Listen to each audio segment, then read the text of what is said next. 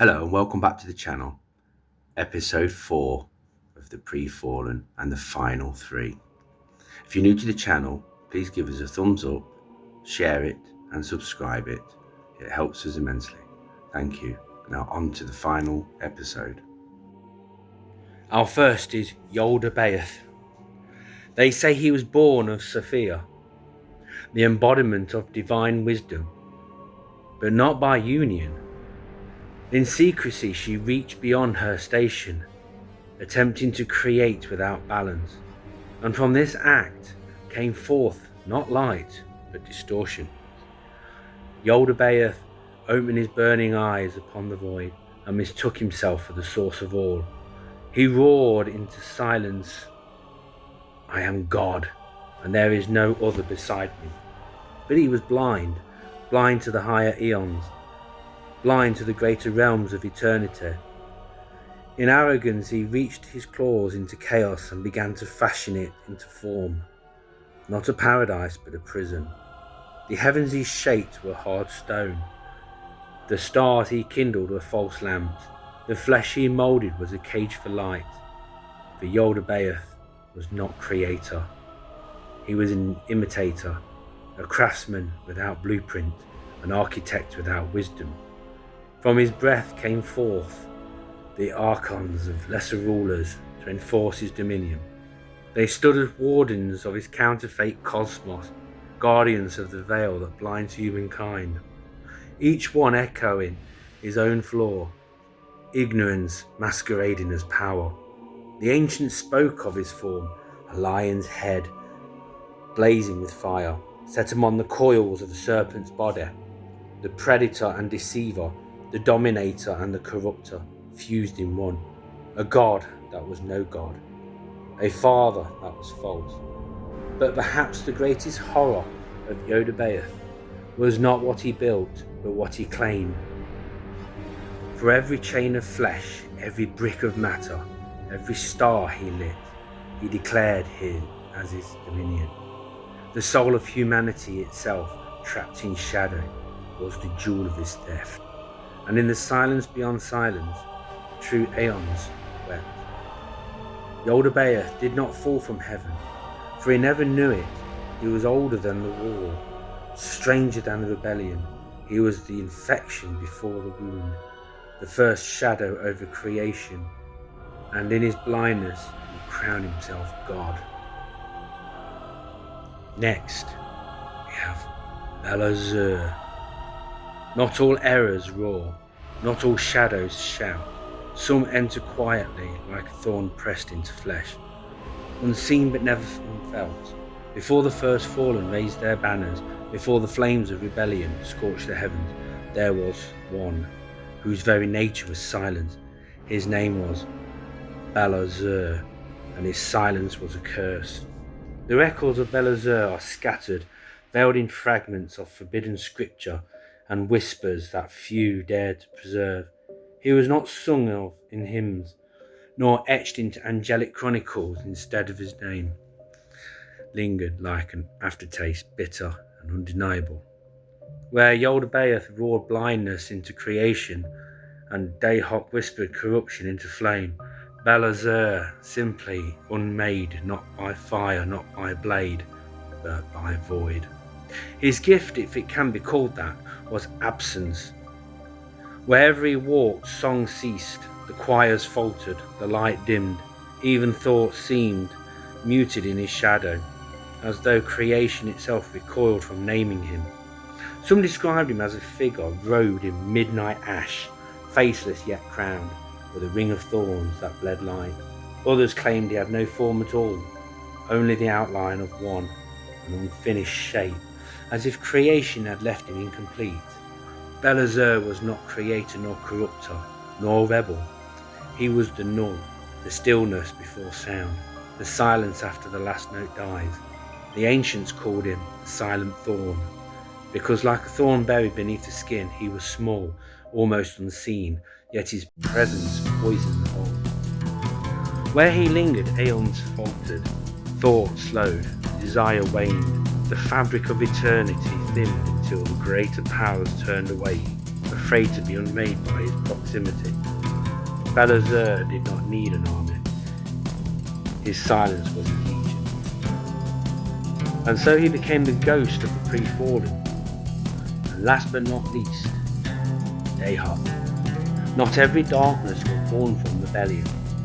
Some slithered in long before angels raised their swords.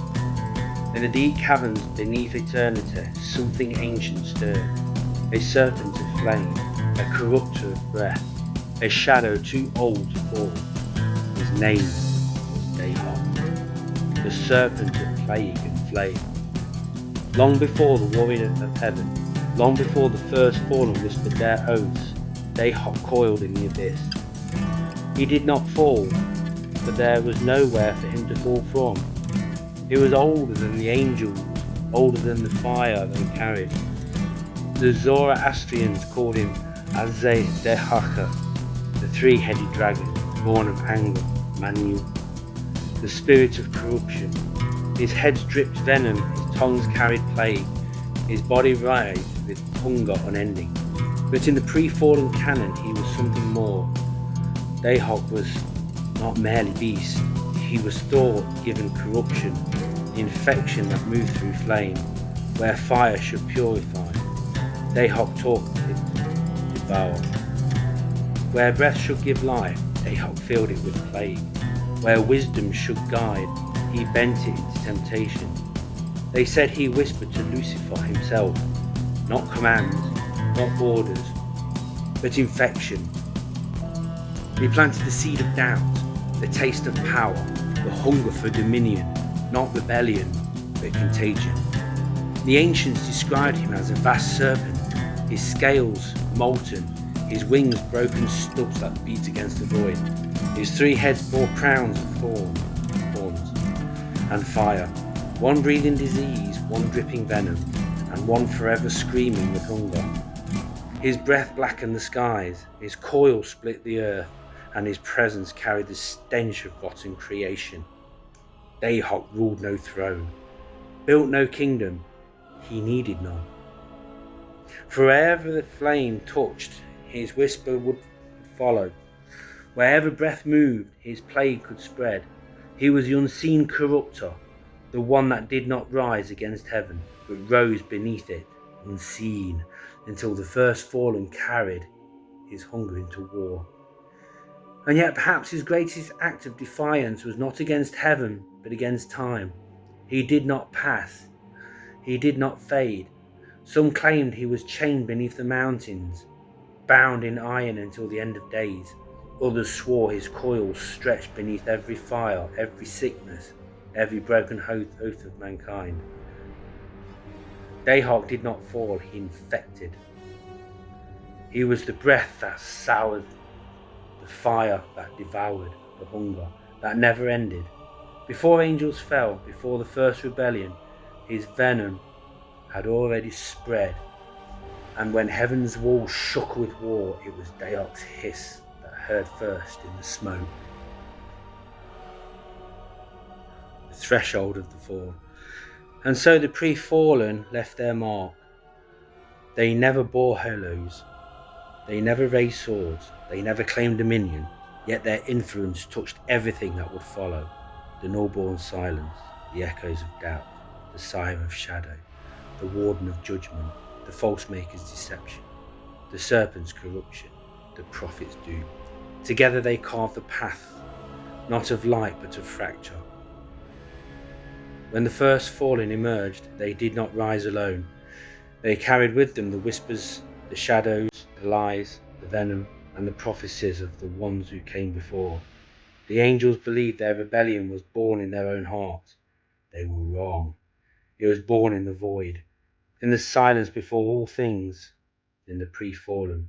And so from the yawning dark rose Yaldabaoth, Ahop, and Belazur, last of the pre-fallen.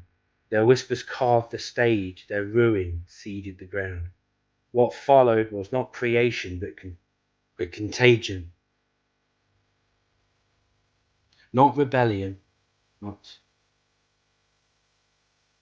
avoidability before the fall, the pit, and as their shadows fade, the stage is set.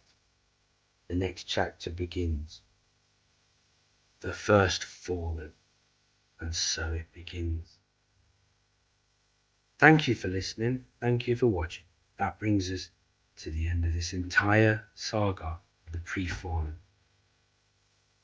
If you're new to the channel, please give us a thumbs up, share it, and please subscribe to us. Until the next series, thanks for watching and thanks for listening. Until then, goodbye.